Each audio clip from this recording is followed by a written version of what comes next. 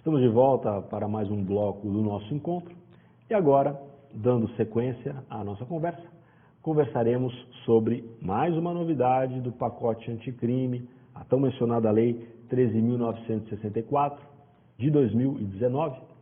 Trataremos agora de uma novidade que esta lei, que o pacote anticrime, trouxe para o nosso Código de Processo Penal, mais especificamente no que diz respeito ao rito específico do Tribunal do Júri.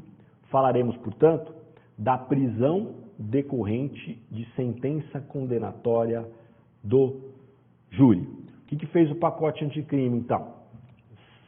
Sinteticamente, trouxe uma nova modalidade de prisão, mesmo antes do trânsito julgado, e aqui eu poderia dizer uma execução provisória da pena para as hipóteses de condenação pelo Conselho de Sentença, condenação pelo Tribunal do Júri, portanto, condenação em primeira instância, certo? Pelo Conselho de Sentença, pelos jurados. Né?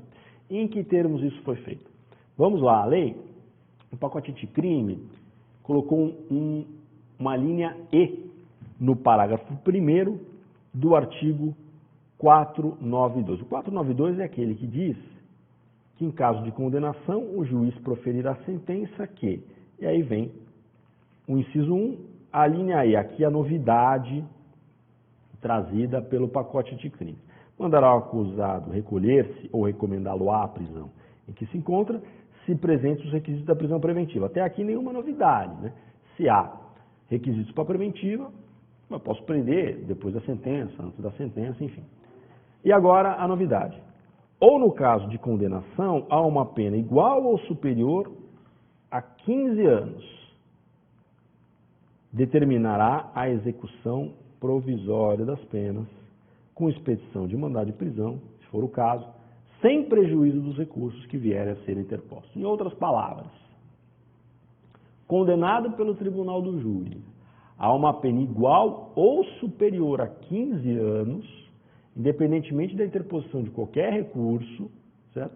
Admitir-se-á a execução provisória da pena. Não tem requisito para preventiva, temporária já passou o tempo, porque temporária lá na investigação, o sujeito compareceu a todos os atos, não ameaçou ninguém, não colocou ninguém em risco.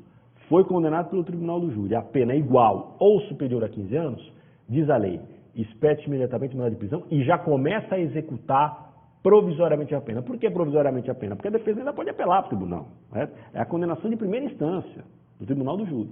Mas a lei diz, já pode expedir mandado de prisão e ele já começa desde já a executar, ainda que provisoriamente, a pena. Professor, tem alguma exceção que o juiz pode deixar de expedir o mandado de prisão, deixar de executar a pena provisoriamente, mesmo se a condenação for igual ou superior a 15 anos? O próprio pacote anticrime trouxe as exceções. Vamos a elas aí na tela para vocês. Diz o parágrafo 3º, ainda do 492, colocado pelo pacote anticrime. O presidente, aqui é claro, não estamos falando do juiz, né? Não estamos falando do presidente da República, né? Estamos falando do juiz. O juiz, presidente, poderá, excepcionalmente, deixar de autorizar a execução provisória das penas de que trata a linha E, que foi aquela que a gente apreciou no slide anterior, né? No inciso 1, se houver questão substancial cuja resolução pelo tribunal ao qual competir o julgamento possa plausivelmente levar à revisão da condenação. Então, esse inciso 3º, ele trata do juiz presidente. Esse parágrafo 3º, perdão, ele trata do juiz presidente. O juiz presidente, de acordo com a lei, pode deixar de expedir mandado de prisão e já iniciar uma execução provisória, se ele entender que existe questão substancial que possa levar à revisão da condenação. Mas, professor, o tribunal pode rever a condenação? Não, o tribunal não pode mudar o sentido do julgamento do jurado. O tribunal não pode absolver quem o júri condenou e nem pode condenar quem o júri absolveu. Mas o tribunal, ao apreciar a apelação, pode, por exemplo, anular o julgamento. Né? E aqui a única hipótese que eu vejo de que o juiz presidente pode antever uma questão que possa levar a uma anulação é aquela hipótese de decisão manifestamente contrária à prova dos autos. Se a apelação for interposta com este fundamento, o tribunal acolher que a condenação por exemplo, se deu com prova com conclusão manifestamente contrária à prova dos autos, o tribunal anula o julgamento e submete o acusado a um novo conselho de sentença. Ah, mas o júri pode ser anulado por outras questões. Claro que pode. Mas veja, se o juiz presidente ali, ao presidir a sessão, verifica que houve uma nulidade, por exemplo, uma quebra de incomunicabilidade do jurado, um jurado cochichou no ouvido do outro. Houve quebra de incomunicabilidade, não sei o que eles falaram. O juiz imediatamente tem que dissolver o conselho de sentença. Eu não concebo nenhuma nulidade ocorrida ali que o juiz tenha percebido, não tenha decretado, e aí, condenado o réu a uma pena igual ou superior a 15 anos, o juiz diga, olha, o jurado cochichou com o outro, hein? Estou achando que vai ser anulado, então não vou expedir mandado de prisão. Então por que o juiz presidente já na hora já não dissolveu o conselho de sentença? Esperou o julgamento acabar. Não veio sentido. Né? Então, do ponto de vista do juiz presidente, que é o que nós estamos tratando aqui no parágrafo 3º, a única hipótese que eu antevejo é o juiz. Não houve nenhuma nulidade no julgamento, a princípio, pelo menos não sob a ótica do juiz, né? Embora amanhã ou depois o tribunal possa encontrar alguma, se houver o recurso das partes, mas do ponto de vista do juiz não houve nenhuma nulidade. Mas o juiz entende que aquela condenação contrariou a prova, a avaliação dele. Ele não tem o que fazer, o jurado condenou e tem que aplicar a pena. E a pena chegou a mais de 15 anos, feitos os cálculos lá da dosimetria nos termos da lei. O juiz, estou achando que o tribunal pode anular isso aqui porque a prova estava fraca. Deixe de decretar, é a única hipótese que eu vejo. Dando sequência nas exceções, agora para falar do tribunal. Diz o parágrafo 4º, e aqui o parágrafo 4º, de uma certa forma, é até redundante, mas eu vou mostrar para os senhores, a apelação interposta contra a decisão condenatória do tribunal do júri a uma pena igual ou superior a 15 anos, não terá efeito suspensivo. Claro, se o juiz pode decretar a execução provisória da pena, significa dizer que não há caráter suspensivo na apelação, ainda que a defesa apele igual a 15 anos, a execução provisória. Tá? E aí, diz, seguindo no parágrafo 5º, hipótese em que o tribunal pode conceder efeito suspensivo à apelação, ou seja, pode revogar o mandado de prisão que foi expedido e encerrar ali a execução provisória e botar o condenado em liberdade. Diz o parágrafo 5º, excepcionalmente, poderá o tribunal admitir efeito suspensivo à apelação, que está no parágrafo 4º, desde que verificado cumulativamente que o recurso, inciso 1, não tem caráter meramente protelatório, que não é um recurso que visa simplesmente postergar o trânsito julgado. É um recurso que traz um fundamento relevante ali, que pode ensejar uma modificação. Um recurso que não traz nenhum fundamento relevante, que visa apenas postergar o trânsito julgado, protelatório, portanto, não cabe ser dado efeito suspensivo. E ainda, levanta a questão substancial que pode resultar em absolvição, anulação da sentença, novo julgamento, ou redução da pena para patamar inferior a 15 anos de reclusão. Então, o relator, ao receber a apelação, ele pode verificar, olha, essa pena aqui, o juiz deu pena superior a 15 anos, mas o juiz pesou muito a mão, hein? Isso aqui era para dar pena mínima, era para ficar, foi homicídio qualificado por hipótese, era para ficar em 12, no máximo em 13. Já pode dar efeito suspensivo. Ah, teve aqui tem um registro na ata de que um jurado conversou com o outro. A defesa alertou o juiz, mas o juiz falou que não era o caso de anular, pode ser que dê anulação. Então, o relator. Tá certo? Então, nessas hipóteses que a própria lei traz, pode sim ser dado efeito suspensivo à apelação por parte do relator ou o próprio juiz presidente, na hipótese do parágrafo 3º, pode deixar de expedir o mandado de prisão. Finalmente, o parágrafo 6º, o pedido de concessão de efeito suspensivo, né? E aí, claro, um pedido feito ao tribunal, né, ao relator da apelação, poderá ser feito incidentalmente na apelação ou por meio de petição em separado, dirigido diretamente ao relator. Duas formas, ou incidentalmente, no bojo da apelação, ou em petição em separado, desde que instruídos com cópias da sentença condenatória, das razões de apelação, da prova da tempestividade, das contrarrazões e demais peças necessárias à compreensão da controvérsia. Tá certo? Então, em síntese, é isso.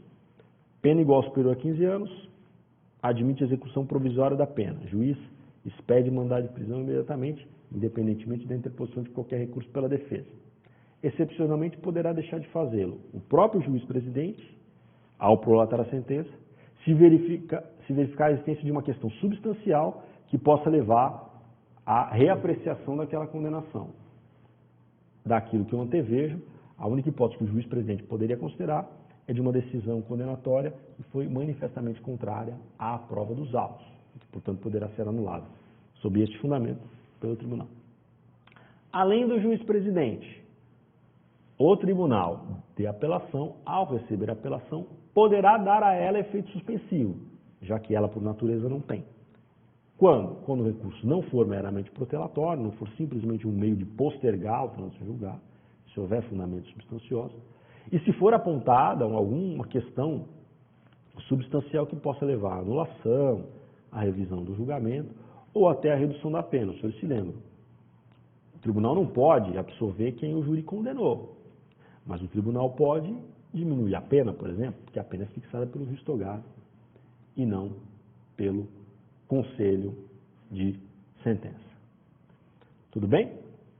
Agora, os senhores devem estar se perguntando, e é o que toda a doutrina e toda a jurisprudência tem se perguntado, que é a seguinte questão: mas professor, o senhor está falando de execução provisória da pena.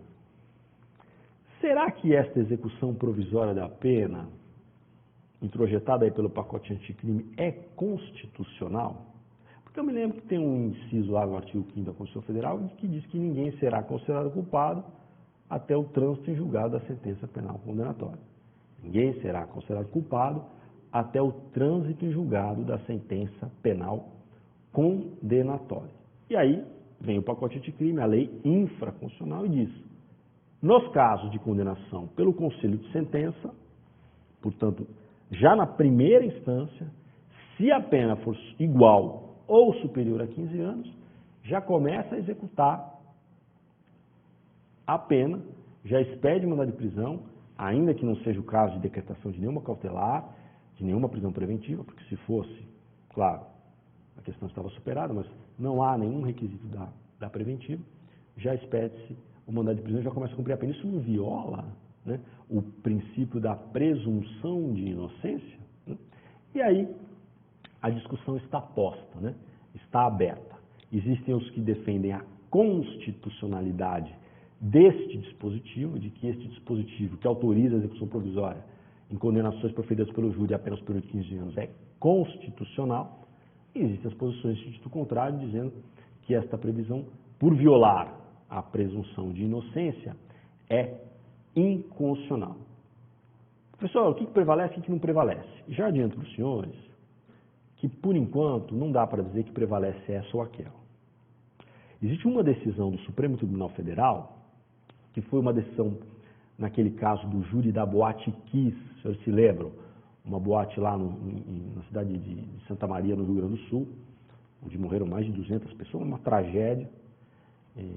E naquele caso, 9 anos depois, 4 pessoas foram julgadas no tribunal do júri por dolo eventual, né? Duas pessoas ligadas à casa, ao proprietário, e 2 ligados à banda, que teria acendido o artefato lá que acabou incendiando o local. Essas pessoas foram julgadas, foram condenadas pelo tribunal do júri. As penas, embora distintas aqui e ali, superaram 15 anos. Né? E naquela hipótese, o juiz mandou expedir mandado de prisão, cumpriu aqui o que está na linha E do Código 92. O tribunal, antes mesmo da sentença, por força do HC de um dos réus, o Tribunal do Rio Grande do Sul, expediu um salvo-conduto, dizendo que não era para expedir mandado de prisão, mesmo se a pena ficasse acima dos 15 anos, porque entendeu que era inconstitucional. E aí o Ministério Público do Rio Grande do Sul atravessou um recurso direto para o Supremo Tribunal Federal, até pulando algumas instâncias, e chegou lá na mão do presidente do Supremo, que é o Luiz Fux.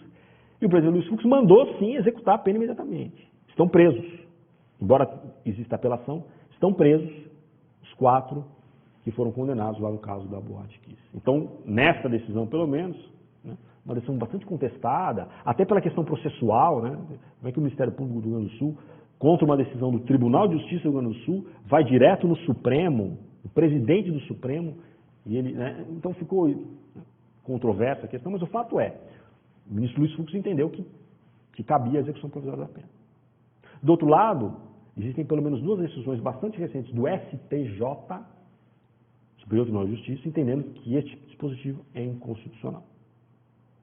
para falar acerca das duas correntes, vou trazer para os senhores os fundamentos daqueles que defendem a constitucionalidade e os fundamentos daqueles que defendem a inconstitucionalidade desse dispositivo. E o farei no próximo bloco. Não sai daí, até daqui a pouco.